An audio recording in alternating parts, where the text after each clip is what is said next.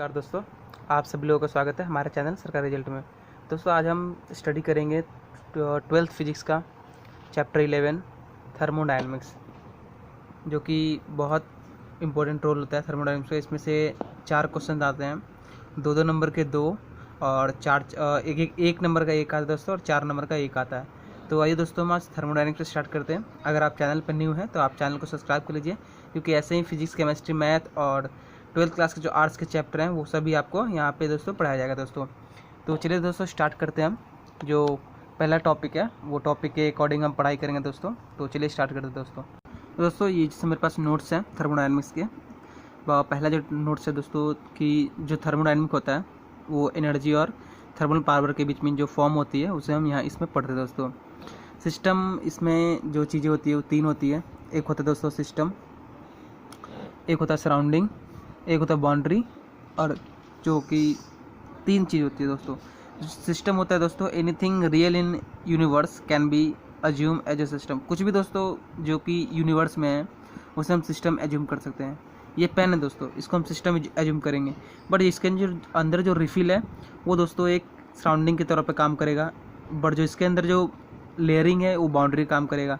तो जो सराउंडिंग होती है दोस्तों, everything exclude of system the universe will be surrounded. कुछ भी दोस्तों जैसे ओजोन लेयर है, ओजोन लेयर में सराउंडिंग है, यूनिवर्स अर्थ हमारा सिस्टम हो गया दोस्तों। Boundary line, it separate system and surrounding. इन दोनों को सेपरेट करने के लिए दोस्तों एक बाउंड्री लाइन बनाई जाती है, ठीक है दोस्तों। जैसे कि किसी भी 2 कंट्री को रिप्रेजेंट करने के लिए एक बॉर्डर होता है, उसी तरह दोस्तों बाउंड्री होता है वो सिस्टम और सराउंडिंग का बॉर्डर होता है दोस्तों। तो अब सिस्टम के भी टाइप्स हैं, ओपन सिस्टम और जिसमें कि both energy and mass transfer, ठीक है दोस्तों। और क्लोज सिस्टम होता है only transfer of energy but not transfer in of masses. जैसे टी इन क्लोज वेसल, जैसे दोस्तों हम चाय अगर हम एक कप में डाल देंगे, उसके ऊपर अगर ढक देते हैं उससे, तो वो मोस्टली टाइम तक गर्म रहता है दोस्तों, और जो एवोपरेट होता है वो चीज़ें हमें आइसोलेट हो जाती है। यहाँ पे दोस्तों तीसरा है isolate system. Both energy and mass are not transfer. जो कि आइसोलेटेड होता है उसमें कोई भी चीज़ ट्रांसफ़र नहीं होती। जैसे हमारा वाटर बोतल होता है, मिल्टन का वाटर बोतल होता है, जिसमें कि हम पानी डालते हैं तो बहुत लंबे समय तक पानी वो ठंडा रहता है। अगर गर्म पानी डालें तो बहुत लंबे समय तक पानी वो गर्म रहता है। क्यों? क्योंकि इसमें एनर्जी भी नहीं आ रही है और ना ही मास ट्रांसफ़र हो रहा है, कुछ भी चीज़ अंदर से निकल नहीं रहा है, ठीक है दोस्तों। एग्जाम्पल है tea in thermal power, no perfect isolated system is possible. कोई भी दोस्तों आज तक पॉसिबल नहीं है कि कोई भी परफेक्ट आइसोलेटेड जो हमारा थर्मस होता है उसमें भी करीब 3 से 4 घंटे तक चीज़ें ठंडी या गर्म रह सकती है दोस्तों। तो दोस्तों अगला पेज पे हम चलते हैं।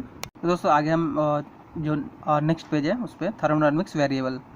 दोस्तों इसमें थर्मोडायनेमिक्स 2 वेरिएबल होता है।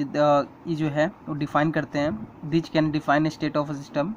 Example pressure, volume, temperature, enthalpy. ये दोस्तों वेरिएबल होते हैं। अगर आपको एग्जाम में पूछा जाए कि राइट 2 वेरिएबल ऑफ थर्मोडायनेमिक्स, आप लिख सकते हैं pressure, volume, temperature, enthalpy. Process क्या होता है दोस्तों? इफ़ चेंज एंड गैस, अगर एक गैस है, ठीक है दोस्तों, एक स्टेट में है, उसे हमें दूसरे स्टेट में लाना है, तो उसे वेरिएबल के कॉन्स्टेंट हमको लाना पड़ेगा। प्रेशर से कर सकते हैं, वॉल्यूम से कर सकते हैं, टेम्परेचर से कर सकते हैं, और इंथैल्पी से कर सकते हैं।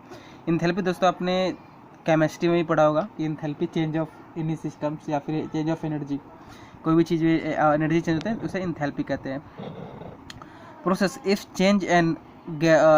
Changes and gases goes from one state to another state, any thermodynamics variable change. P1 V1 मतलब कि प्रेशर, वॉल्यूम, प्रेशर, वॉल्यूम और वॉल्यूम और प्रेशर, ये दोस्तों प्रोसेस हो गए। यहाँ से यहाँ तक जो आया वो प्रोसेस है। हम अगर इसके अकॉर्डिंग लेंगे ऐसे तो ये भी एक प्रोसेस हुआ दोस्तों। ये आएगा P2 V2। ये दोस्तों ग्राफ आपको एग्जाम में पूछते हैं। ये ग्राफ कैसे आएगा दोस्तों मैं बता देता हूँ।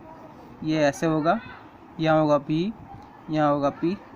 ये ग्राफ दोस्तों ऐसे जाएगा, इसमें आपको यहाँ P1 V1 दिया रहेगा। यहाँ पे आपको प्रोसेस चेंज पूछ देगा दोस्तों, तो आप प्रोसेस चेंज बिल्कुल घबराइएगा मत।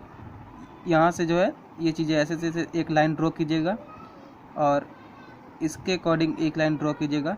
ये आपका P2 V2, ये भी आपका P2 V2, ठीक दोस्तों।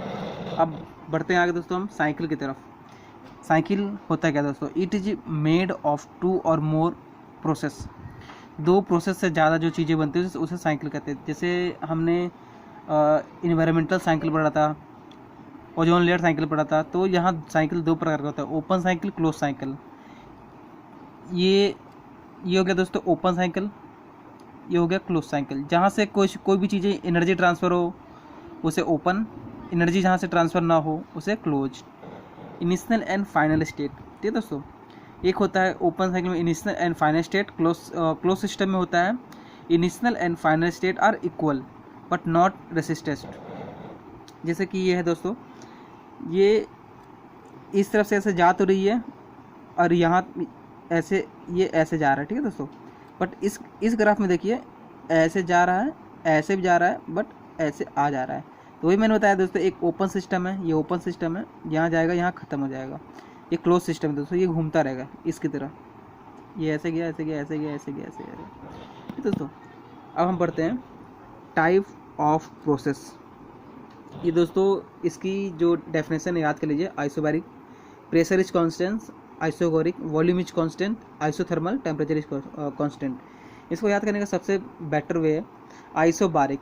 दोस्तों बारिक मतलब प्रेशर, आइसोकोरिक, कोरिक मतलब वॉल्यूम। बारिक में प्रेशर कांस्टेंट रहता है, आइसोकोरिक में वॉल्यूम कांस्टेंट रहता है, और थर्मल में टेम्परेचर। जो थर्मल होता है दोस्तों वो बेसिकली टेम्परेचर के नाम से जाना जाता है दोस्तों। तो नेक्स्ट पेज पे चलते हैं दोस्तों हम। नेक्स्ट में दोस्तों आइडियाबैटिक, वो भी एक प्रोसेस ही है। No heat transfer but between system and surrounding. System और सराउंडिंग बीच हीट ट्रांसफ़र नहीं हो सकता, और आइडियाबैटिक भी जो सिस्टम होती है वो नहीं होती है दोस्तों, क्योंकि कहीं ना कहीं हमारी चीज़ें जो है ट्रांसफ़र हो जाती है किसी न किसी वजह से। और थर्मोडायनेमिक्स इक्वेशन है, ये इक्वेशन आप याद कर लीजिएगा। If any of thermo variable constant for a system and surrounding, thermal equation thermal is constant, mechanical equation pressure is constant, material is equation जो कंसंट्रेशन इज कांस्टेंट। कंसंट्रेशन आपने दोस्तों chemistry में पढ़ा होगा, जो कि 2 सॉल्यूशन का मिक्सचर होता है। तो जो कि फिजिक्स कांस्टेंट होती है वो x3 और x5 होती है। दोनों केमिकल स्टेट में रहते हैं, ना हिलते हैं ना डुलते हैं दोस्तों। अब डिवाइड द थर्मोडायनेमिक्स इक्वेशन, एक स्टेट फंक्शन में होता है, एक पाथ फंक्शन में होता है। और मैं आपको थर्मोडायनेमिक्स इक्वेशन आपको दिखा देता हूँ दोस्तों। ये दोस्तों first law of thermodynamics. The first law of thermodynamics is in fact the law of conservation of energy. दोस्तों जो फर्स्ट लॉ है वो law of conservation of energy के नाम से भी जाना जाता है थर्मोडायनेमिक्स सिस्टम में। ये आपकी डेफिनेशन है। It state that change in internal energy of a system during a thermodynamics process equal to the sum of the heat energy and it the work done on it. दोस्तों इसका जो है delta U यानी कि equal to delta Q minus delta W. W मतलब work, ठीक है दोस्तों। क्यू मतलब जो कि इंटरनल सिस्टम होता है, और जो कि एनर्जी और वर्क का जो सम होता है दोस्तों। ये इक्वेशन आपको यहाँ पे दी हुई है, यही इक्वेशन है thermodynamics of first equation. Delta U equal to delta Q minus delta W. इसको हम दोस्तों इस तरह से भी लिख सकते हैं, देखिए दोस्तों, डेल्टा यू यहाँ पे प्लस लिखेंगे दोस्तों, delta W equal to delta Q. ये भी एक वे होता है इसको लिखने के लिए दोस्तों। इसको हम प्लस करके भी लिख सकते हैं, delta Q equal to delta U plus delta W. तो दोस्तों हम जो नेक्स्ट जो चीज़ें हम उसकी तरफ पढ़ते हैं, इसकी 3 विशेषता होती है जो कि आपको एग्जाम में पूछ देगा क्या क्या साइन है।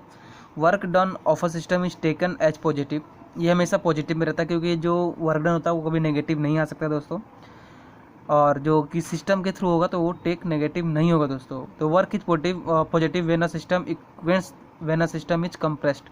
2 सिस्टम है, 2 चीज़ की हो सकता है। जो वर्क पॉजिटिव होगा जब सिस्टम एक्सपेंड होगा, जब सिस्टम कंप्रेस होगा।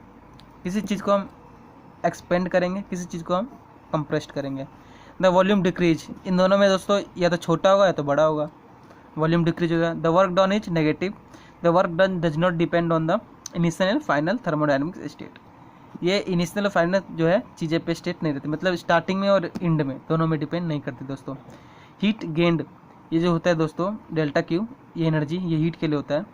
Heat gained added to a system is taken positive, ये हमेशा अगर सिस्टम के थ्रू जाएंगे तो पॉजिटिव होगा, सिस्टम के थ्रू नहीं जाएंगे तो नेगेटिव होगा। Where heat lost by a system is taken as negative, जब सिस्टम के थ्रू जो हीट होगी वो गायब हो जाएगी तो वो नेगेटिव में रहेगा दोस्तों। Increase in internal energy is taken as positive and decrease as internal energy as taken as negative. Energy होगा दोस्तों इंटरनल एनर्जी, जो कि अंदर की एनर्जी होती है, तभी हम उसको पॉजिटिव ले सकते हैं, जबकि उसकी इंटरनल एनर्जी ख़त्म हो जाए या फिर उसकी इंटरनल एनर्जी नेगेटिव हो जाए। नेगेटिव मतलब ख़त्म ही हो जाए। तो दोस्तों अब हम नेक्स्ट जो टॉपिक है उसकी तरफ बढ़ते हैं। दोस्तों बताने को आज के लिए इतना ही रहने देते हैं। अब हम नेक्स्ट क्लास में पढ़ेंगे limitation of first law of thermodynamics, second law of thermodynamics, zeroth law of thermodynamics, ये सब चीज़ें पढ़ेंगे जो कि आपको एग्जाम में पूछे जाते हैं। तो दोस्तों एक बार फिर से मैं आपको रिवीजन करा देता हूँ क्या क्या मैंने आपको आज पढ़ाया है।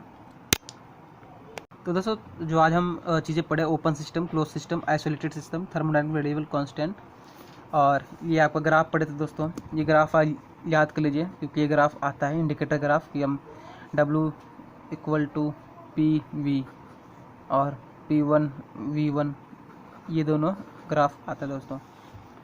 उसका जो हम पढ़े थे दोस्तों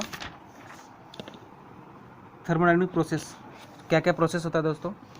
रिवर्सिबल प्रोसेस जो कि एक बार हो सकता है, दूसरा भी मतलब कर सकते हैं। इरिवर्सिबल प्रोसेस, हम दही जमा सकते हैं बट दही से दूध नहीं जमा सकते दोस्तों।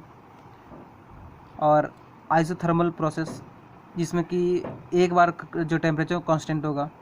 आइडियाबैटिक process in which no exchange of energy. Isobaric the process which can occur constant pressure. Isochoric the process which constant volume, इसमें वॉल्यूम इसमें कांस्टेंट। साइकिल प्रोसेस होता है दोस्तों, ये फार्मूला है, ये फार्मूला आपसे कभी कभी पूछ देता है, डेल्टा Q = डेल्टा W, कभी कभी ये भी पूछता है डेल्टा U = 0, तो यहाँ पे डेल्टा U 0 हो जाता है। सेम है थर्मोडायनेमिक्स, उसकी तरह delta U = delta Q - delta W, यहाँ पे ये 0 कर देते हैं इसलिए हो जाता है डेल्टा Q = डेल्टा W। तो जीरोथ लॉ भी कल की हम क्लास में कवर करेंगे दोस्तों। तो चलो दोस्तों, अगर आपने इतना तक आप देख लिया होगा तो चैनल सब्सक्राइब कर दीजिएगा और अपने दोस्तों के संग शेयर कर दीजिएगा दोस्तों। जय हिंद दोस्तों।